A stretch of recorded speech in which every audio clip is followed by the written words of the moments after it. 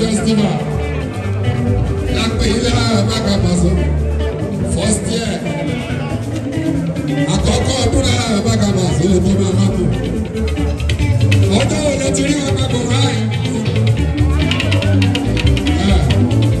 àwọn àdórí lára Bàkàbàṣọ ló tó àdúgbò lọ́wọ́ ọba làbí ó tó bí àdúgbò lọ́wọ́ tó bí pọ́pọ́. Sala la sala, adme, love, fresh air. Only la Bacala social, 105.3. We can't even. Ebora, Abisola ni ìhòòhò ọ̀ṣun. Àwọn bàbá wòlí. Ìgbà kalẹ̀ ọmọ ìṣòro.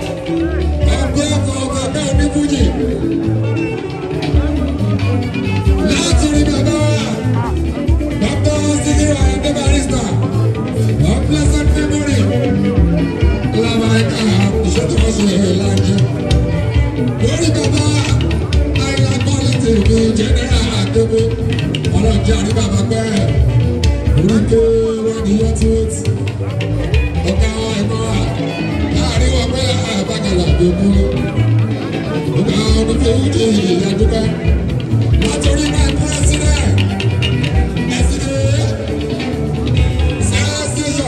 pírẹ́sìdẹ̀ntì ẹgbẹ́ ìfúnpá ọ̀pọ̀ nọ́mbà àti bàbá àzó lórí lórí máa kọ́ ọ̀rọ̀ náà sọ̀rọ̀ ní ti wá lóko. Èèyàn tún dé náà mi gbà ọ́. Ẹkú yẹn náà kúta kú. Ilé náà Bàkàlà bí ọdún lọ.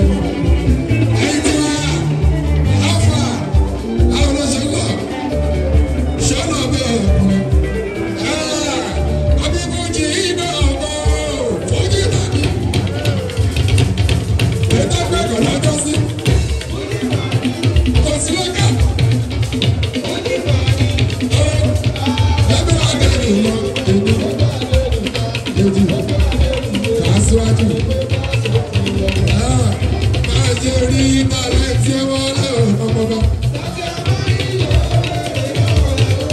pé kí ló ní ṣe ọmọ ọ̀gbọ́n PFC ẹ̀sọ́ níbẹ̀ Pasuma pastor national Lagos state we appreciate ẹ̀kọ́ àdọ́tì ìbíbáṣọ látọ̀dí president lórí ìyẹ́pẹ́ àbíkẹ́ ni wọ́n bẹ̀rẹ̀ ìdájọ́ àwọn onígbà àkàṣọ wa àti gómìnà wa ètò gbàdúrà jíwá àmàṣòwò wọn ṣe pírẹsidẹ́ntì gbogbo ẹ̀ṣọ́ ìgbà síláàtọ̀ ọ̀gbọ́n àbàkà àdúrà fún tí mi ò sì ẹ̀rù kọ́ pátí sún.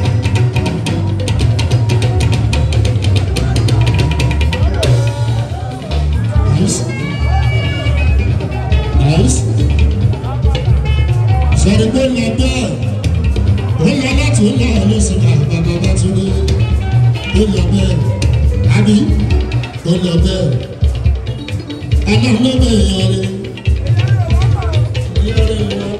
ọ̀pọ̀lọpọ̀ bàbá wa Síkírù Àyìndé sọ́ọ́sẹ́sọ̀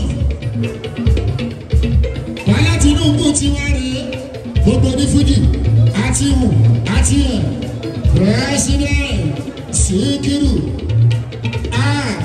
aláàánú èèyàn dáadáa Sanwó-Olú Èkó tó dáná gbọ́dọ̀ ẹ kú oríire tèmi aláàdọ́sẹ̀